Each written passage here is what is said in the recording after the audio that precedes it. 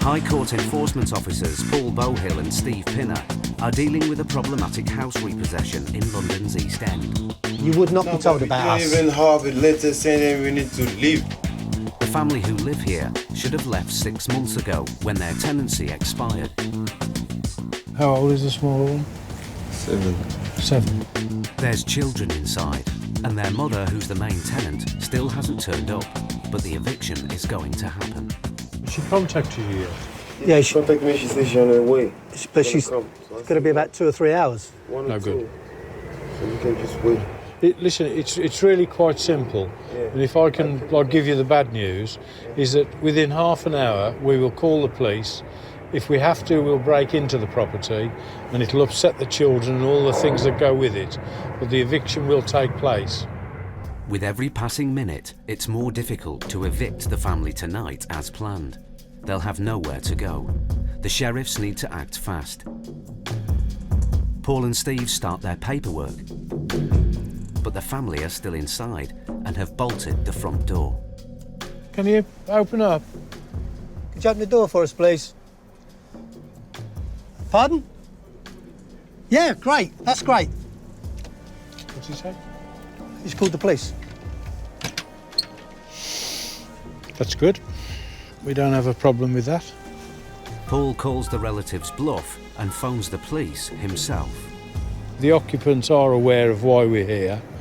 We've been in touch with the council and sent them an email of the High Court warrant that we hold. The people who are in the house are not giving us access. He said he's called the police, which is why I'm making this call. We're going to do the eviction now. We've told the council, they're aware of all of that, and they're going to sort out emergency accommodation for them. So we've done as much as we want to do, and we just want to be packed up and gone. OK, you're a star. Thank you very much. Okay, Bye. thank you very much. OK, they're too busy to come. If you don't open the door, we'll smash the glass. You haven't called the police, we have. So we're going to break the glass. Just open the door. I've called the police and they said they've got no record of your call. I'm going to give you 2 minutes and break the glass. It is the last straw, yeah, so we'll break in now. And I don't like to do that with kids in the house, but there's no option. Talking the family out has failed. Brute force is now the only choice. I'm sorry, but... Yeah, you sorry, but... It's nothing against the witnesses. No. If you'd have done as we'd asked, this would have all been totally unnecessary. The use of a crowbar has secured the sheriff's entry. They change the locks and begin the repossession of the property.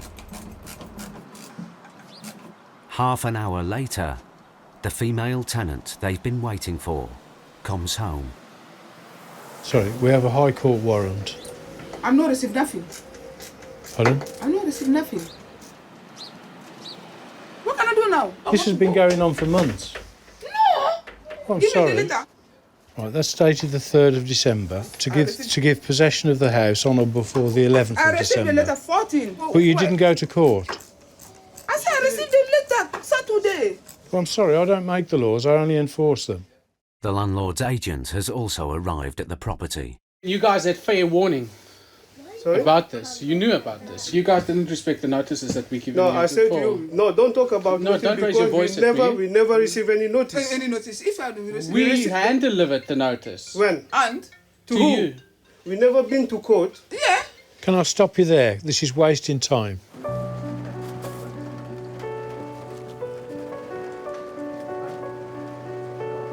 With the mounting pressure to leave, the tenants give in.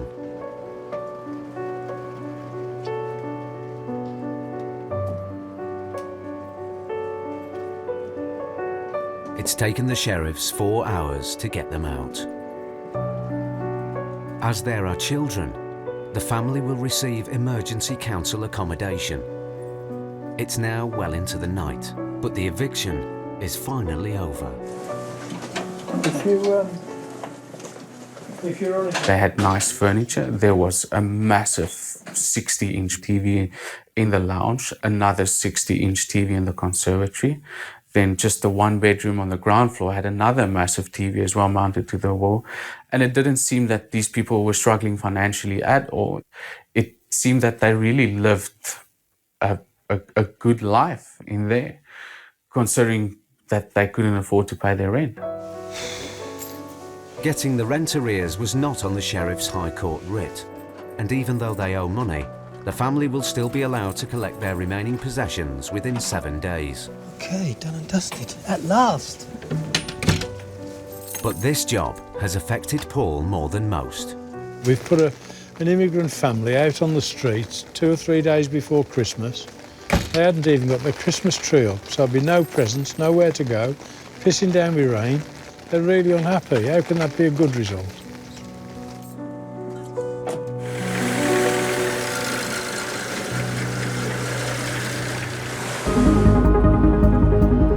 Barnes, London. High Court enforcement agents Paul Bowhill and Phil Short are back on the road to serve an eviction notice on Arnold Mabere and Janine Thiss. It's a standard writ of possession, so an eviction, £8,000 on the writ. We want the next turn and there. Jumping with joy is where the landlady's going to be. For the best part of a year, the defendants have only been making part payments towards the rent. Landlady Christine McLaren is owed over £7,500. Hello, Hiya, are you Paul? I am. Nice to meet you, Paul. Where's Isn't the it? house? It's down here, number 25. I'll give you that. The drill is this. We prefer that you're not there for the first 5 minutes Okay. till we actually get in, and they'll be given an hour to get packed and out. Shit or bust, no quarter given. The team aren't looking to collect the debt. They're here to get the tenants out. Red door. And with the writ in hand, Paul and Phil have the right to enter the property and change the locks.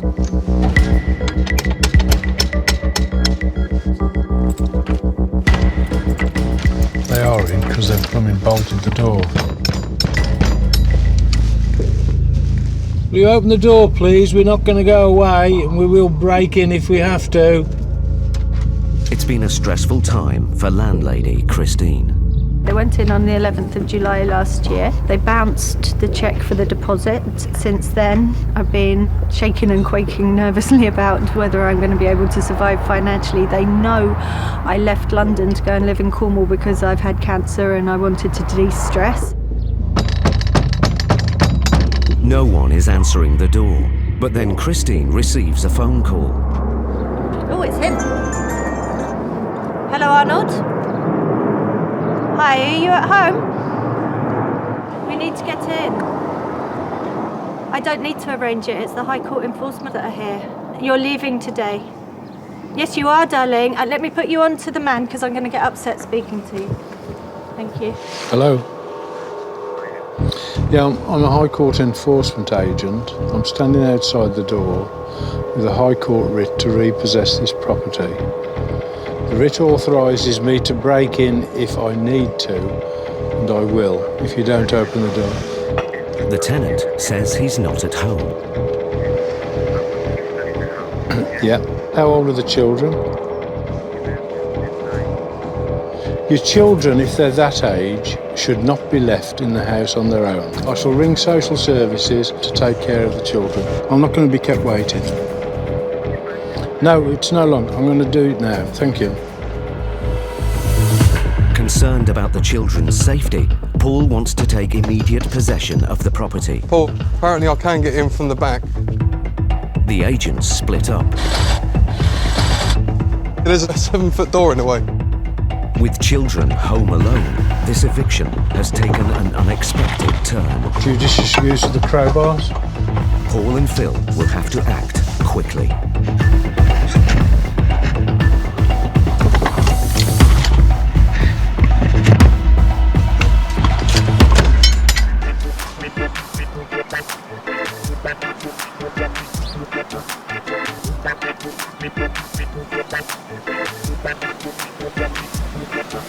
There are 28 million cars in the UK, and many of them are bought using finance. So for repossession specialists like Mike and Terry, there's always a steady flow of vehicles that could soon be hooked up to their recovery van.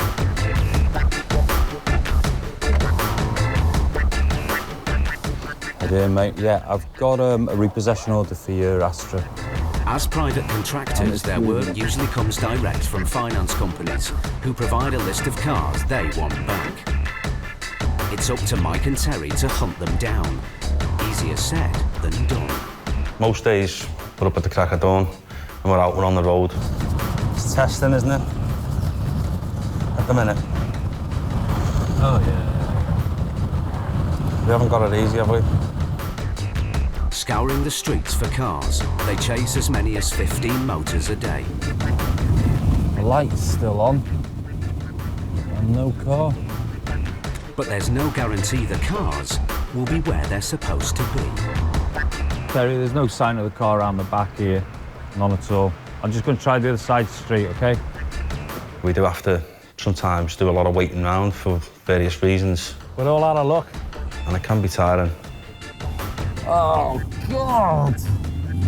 So, you have to do our best to stay alert. Right, here we go. Here we go, here we go. Increasingly, though, Mike and Terry are collecting cars from people who can't afford them anymore. Cash-strapped car owners are handing back their motors to the finance companies. Is that it? That's the blue one, it is. We do recover quite a lot of cars that people have just lost hope in, lost interest because they're fed up with throwing money at it and having problems after problem. I have actually been in debt in a situation where I had a van and that had to get repossessed. I couldn't afford the payments on it. So I understand what it's like to be in the scenario where you're having to give something back. So I do sympathise. I understand how it can come about.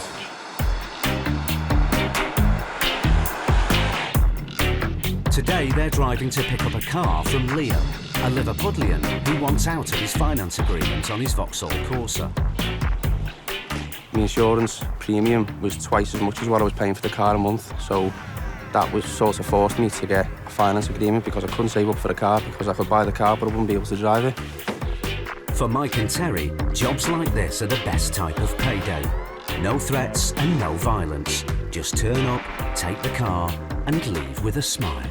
When we go to do a job, our first priority is trying to help that person as much as we can, and that's what we genuinely do at every job. So if we can leave a job knowing that we've helped, we've done our best to help that person, then we leave the job happy.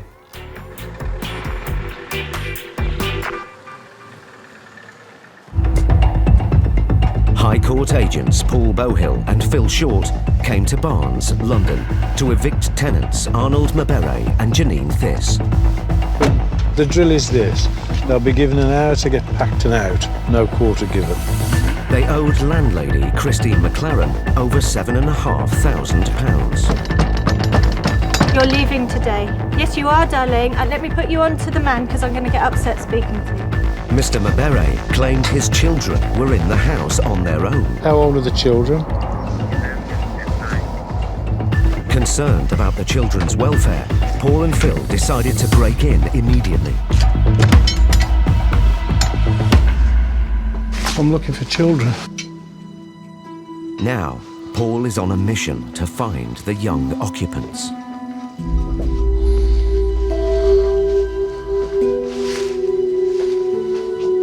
Can you open this door? Hang on, Phil.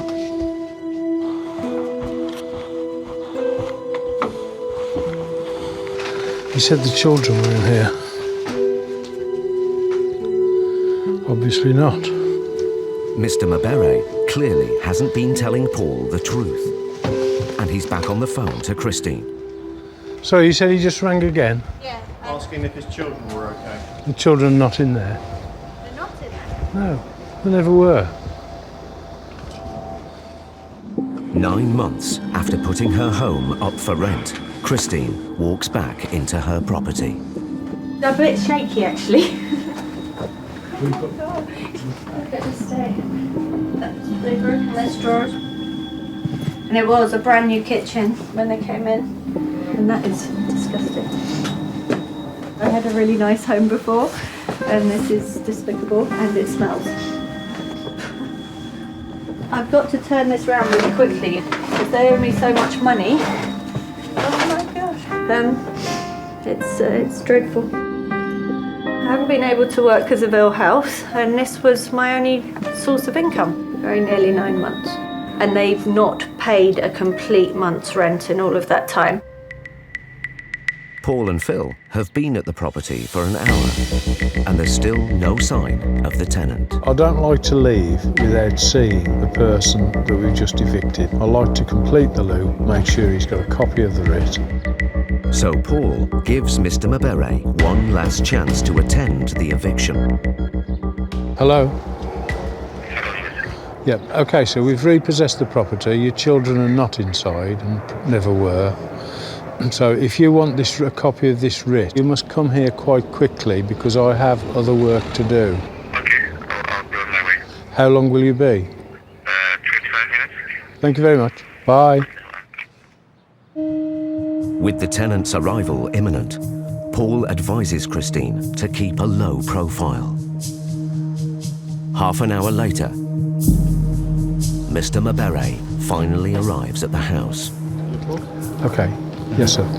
It's always a relief if the tenant turns up, because we can explain to them very forcefully what the effects of the writ are, and there are no loose ends left for the landlord to try and explain. The defendant immediately questions the legality of the High Court writ and produces a letter from the County Court. He's saying that it can be taken to the High Court, so I'm just going to take that to them and they'll cancel it.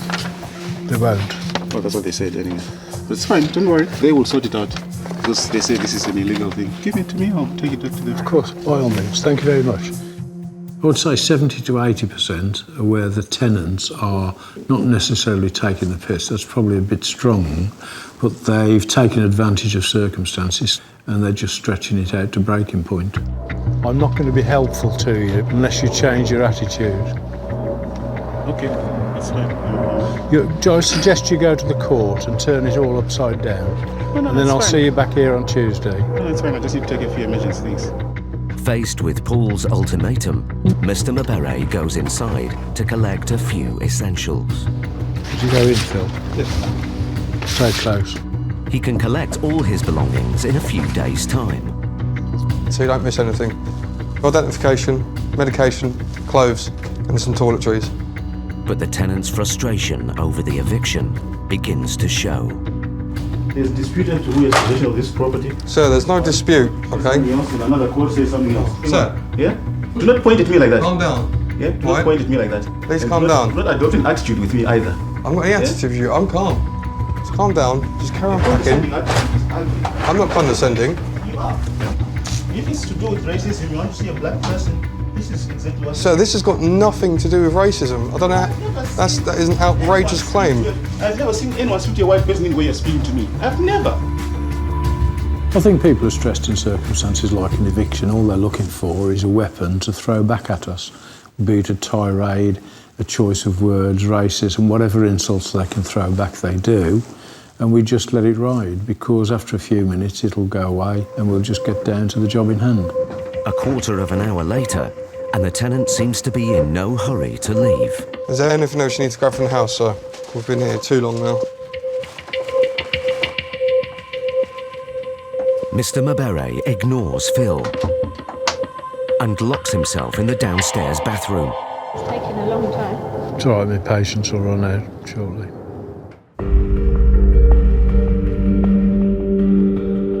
I've got a feeling I might have to keep this door down there. So, sir, what are you doing in there? Sounds like you're counting money. Sounds like you're counting money. Okay.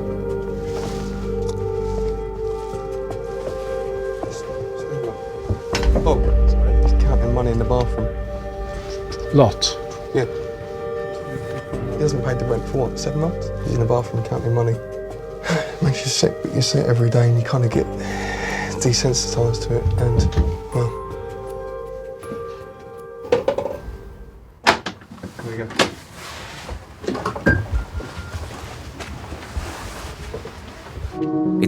over 2 hours since the agents arrived at the property, and Paul has had enough. We're going to be out now in 5 minutes, please. I'll perhaps rephase that. You've got 5 minutes to leave. Just want to make sure I got all my people. No, that's okay. But instead of leaving, the tenant heads back upstairs. If he doesn't go in the next 5 minutes, I'll physically eject him. But he's just been truculent, isn't he? Right, you need to leave now, sir. You've had more than enough time. I mean, once you're dressed, so you're going to have to go. Your bag's already outside waiting. After 3/4 of an hour at the property, Mr. Mabere finally leaves. Just ignore him. The important thing is you've got your property back now and you can relax. It's your house. It's end of a chapter, thank you. That's what I'm looking for. Yeah.